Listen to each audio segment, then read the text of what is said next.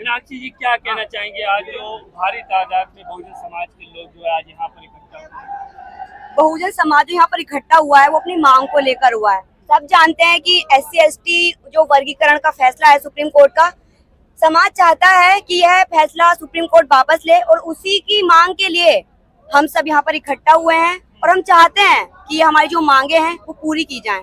अब देखते हैं अगर सुप्रीम कोर्ट कोई फैसला निर्णय लेता है तो ठीक, वरना जैसे ये अभी आंदोलन किया गया आगे इससे भी उग्र आंदोलन किया जाएगा। अभी तो सिर्फ ट्रेलर था, अगर हमारी मांगे पूरी नहीं गई तो पूरी फिल्म भी रिलीज होगी। इससे पहले भारत बंद भी हुआ लेकिन उसका कोई असर नहीं पड़ा, तो क्या लगता है आज के कार्यक्रम का क्या असर पड़ेगा?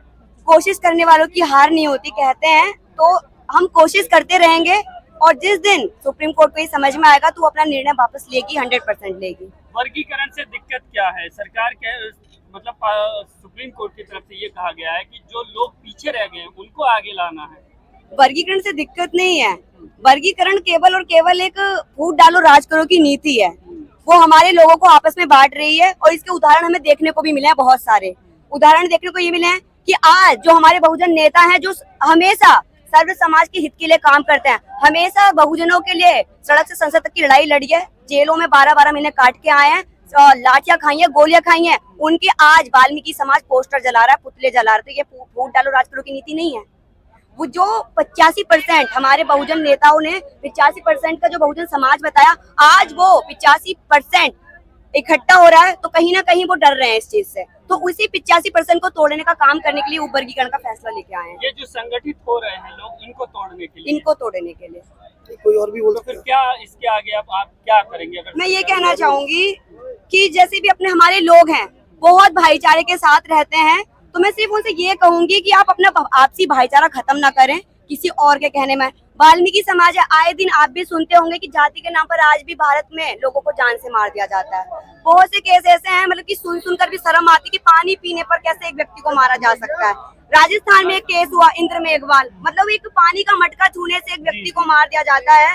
तो जब कोई भी हिंदुत्व का भगवा चोला ओढ़ के नहीं आता वहाँ पे कि आज वाल्मीकि समाज के साथ यहाँ पर ऐसा क्यों रहा है। हाथरस में हमारी बहन मनीषा वाल्मीकि का रेप होता है और उनको जिंदा जला दिया जाता है, तब ये हिंदुत्व का भगवा चोला ओढ़े व्यक्ति कहाँ गए थे? तब इनको नहीं आना चाहिए था। जैसे कि इस टाइम समर्थन में आ रहे हैं कि हाँ उपवर्गीकरण होना चाहिए, इससे समाज का लाभ होगा। तो इसी प्रकार जब हाथरस में हमारी बहन को जलाया गया था, उसकी जीभ काटी गई, उसका रेप किया गया, तो क्या उनका फर्ज नहीं बनता था कि वो वहाँ पर आए और कहें कि हम तुम्हारे साथ हैं? उस टाइम साथ कौन आया था? जिनकी आज ये पोस्टर जला रहे हैं, जिनके आज ये पुतले जला रहे हैं। इन बात को तो सोचना चाहिए ना। साफ साफ दिखाई दे रहा है कि वो हमें सिर्फ और सिर्फ तोड़ने का काम कर रहे हैं। तो मैं आपसे हाथ जोड़कर निवेदन करती हूँ कि आप इनकी बातों में ना आइए और अपने आप को संगठित रखें और दूसरों के आने से अपने घर को मत तोड़े प्लीज। लेकिन जो लोग आरक्षण का विरोध करते हैं वो ये तर्क देते हैं कि समाज में जातिवाद नहीं रहा है। अच्छा, आपको लगता है जातिवाद नहीं है? आज जब मूछे रखने पर एक व्यक्ति को मार दिया जाता है, मूछे की नेचुरल चीजें सबकी आती हैं, इससे कहाँ मतलब किसी का धर्म भ्रष्ट हो रहा है या किसी की चीजों को नुकसान पहुंच रहा है? मूछे सबकी आती हैं। हमारे एक भाई को मार दिया जाता है मूछे रखने पर, तो जातिवाद नहीं है? आज कहते हैं ना कि आज तो जातिवाद है वो दिखता नहीं है। 21वीं सदी का भारत है और आधुनिकता के साथ जातिवाद हो रहा है। कहते हैं कि जब दलित पढ़ने लगे तो सरकारी संस्थान मिटने लगे, नौकरियां लगने लगी तो निजीकरण होने लगे। जाति के नाम पर शोषण कल भी होता था, आज भी होता है, सिर्फ तरीका बदला है, शोषण नहीं। तो मैं यही कहना चाहूंगी, जाति जब तक है जब तक आरक्षण रहेगा।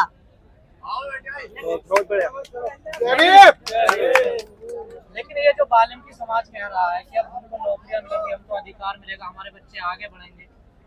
अच्छा, मैं एक सोशल वर्क करती हूँ, मैंने ग्राउंड पे काम किया है। वो लोग ये बोलते हैं कि जो हमारा प्रारंभ से पेशा चलता हुआ आ रहा है साफ सफाई का, वो उस चीज को छोड़ना नहीं चाहते अभी भी। ये एक कड़वा सच है, इस चीज को छोड़ना नहीं चाहते। क्यों नहीं छोड़ना चाहते? ये सवाल हट फिर के आता है, क्यों झाड़ू छोड़ना नहीं? क्यों नहीं छोड़? अब तो देखो, एक कह रहे हैं कि चमारों ने इनका हक खा लिया, जाटवों ने इसका हक खा लिया। जाटव अपना जो उनका प्रारंभिक पेशा था उसको छोड़ के पढ़ाई लिखाई करे, ठीक है, चमड़े का काम छोड़ के आज वो पढ़ाई लिखाई करे। आपको तो सफाई कर्मचारी जो बनते हैं वो क्या वाल्मीकि समाज ने ठेका ले रखा है? अरे तुम तो आओ, हमें पढ़ना, हम क्यों करें सफाई? सफाई करने के लिए बहुत से लोग हैं। ऐसा बोलते हैं तो चिढ़ जाते हैं, गुस्सा हो जाते हैं। आई डोंट नो भैया वो ऐसा क्यों करता है, पर उनकी मानसिक रूप से वो अभी थोड़ा उभरे नहीं है, तो कहीं ना कहीं कारण उनका मानसिक संतुलन अभी ठीक नहीं है। अब वो अभी भी यही चाहता है कि हम जो पीढ़ी से करते हुए आ रहे हैं वो हम अब भी करें। तो कैसे समझाया जाए वाल्मीकि समाज? उनको यही समझाया जा सकता है जो उनके दिमाग में भरा जा रहा है कि चमार समाज उनका हक खा रहा है, जाट समाज उनका हक खा रहा है। जो पढ़ेगा वो पाएगा। अपना पैसा छोड़िए, आप भी पढ़ाई करिए, आप भी पाएंगे। तो कह रहे हैं हम पढ़ लिख रहे हैं पर हमें भैया। चमार आगे नहीं बढ़ने दे। अरे नहीं भाई, एक बात बताइए, ये कोई सवाल नहीं है। एक बात बताइए, देश के इतने IIT वगैरह हैं, इसमें जो उच्च पद हैं उस पे कौन बैठे हुए हैं? ज्यादातर सवर्ण, सब अपर कास्ट है। सवर्ण बैठे हुए हैं ना। तो कहाँ से लगता है कि हम उनका हक खा रहे हैं? अगर वर्गीकरण करना है तो यहाँ भी वर्गीकरण करना चाहिए। पीछे कौन है फिर आगे? इनके पीछे कहीं ना कहीं ये जो जातिवाद का सिस्टम है ना भारत में, ये बहुत बड़ा कारण है, बहुत बड़ा। जिस बात का डर था कि एक खाई बीच में पैदा हो जाएगी एससी समाज में, वो तो खाई पैदा होगी। वो सत्याग्रह पे बैठे हैं, देखिए कह रहे हैं कि फैसला जल्द से जल्द लागू होना चाहिए। नहीं, अगर वो बैठे हैं तो हम भी इधर बैठे हैं। हम भी कोशिश करेंगे समझाने को, हमारे भाई बंधु हैं, हम समझाएंगे। क्योंकि जब उनके साथ जाति के नाम पर शोषण किया जाता है, आज चाहे तुम जितने भी पुतले फूंक लो, पर जाति के नाम पर जब तुम्हें सताया जाता है तो भीम आर्मी ही मैदान में आती है। वही यही कह रहे हैं ना कि आप उनके ऊपर अब शोषण करने लगे।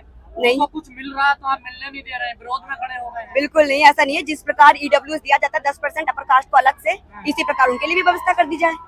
सिंपल सी बात है।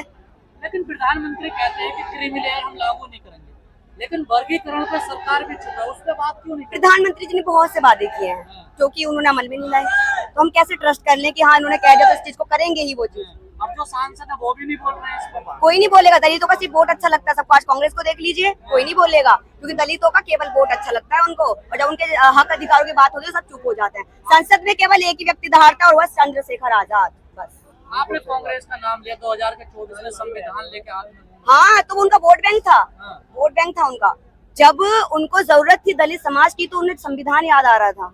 पर जब आज सत्ता में अच्छे तरीके से बैठ गए हैं, फिर भी बहुत अच्छा मतलब कि रहा उनका, तो जब उनके हक अधिकारों के लिए कोई नहीं लड़ता। ये जो लोग मेट्रो में घूमते हैं, अच्छे अच्छे कपड़े पहन के, गोरे गोरे लोग, गाड़ियों में 4 व्हीलर BMW, ये कहते हैं देश से छुआछूत खत्म हो गया, आरक्षण भी खत्म हो गया। अपने घर इन के लोगों के मकान, कहाँ से आंकड़े आते हैं, ये कहाँ से आते हैं? आई डोंट नो, अपने घर के मकान से बैठ के आकलन करना बहुत बड़ी बात है। हाँ। कभी गांव में जाकर देखिए और सर्वे करिए इस चीज का, पता चल जाएगा जातिवाद क्या होता है। अभी भी ऐसी खबरें आती है कि शमशान घाट पे जला शमशान घाट में बताओ, एक मुर्दा व्यक्ति को शमशान घाट तक में नहीं ले जाया जा सकता है, तब भी वो आप कैसे कह सकते हैं कि जातिवाद नहीं तो है? क्या कोई अपराध है दलित में पैदा होना, चमार में पैदा होना, क्या अपराध हो जाता है? मैं मानती हूँ कि हाँ दलित पैदा होना अपराध है, क्योंकि सच्ची में भैया जी जातिवाद का जहर बहुत गंदा होता है और जो झेलता है उसको पता है कि जाति क्या होती है। तो फिर कैसे विश्व गुरु बनेगा भारतीय? वो तो केवल नारोसी बन सकता है बीजेपी भक्तों के द्वारा। भारत विश्व गुरु बनेगा ना, जातिवाद में बनेगा, जाति के नाम पर लोगों को मारा जाता है, इसमें बनेगा बनने विश्व की गुरु। क्या जरूरत है, चेली बने रहो। सरकार से क्या कहना गुरु चाहते हैं? सरकार से यही कहना चाहूंगा, हमें तोड़ने का काम ना करें।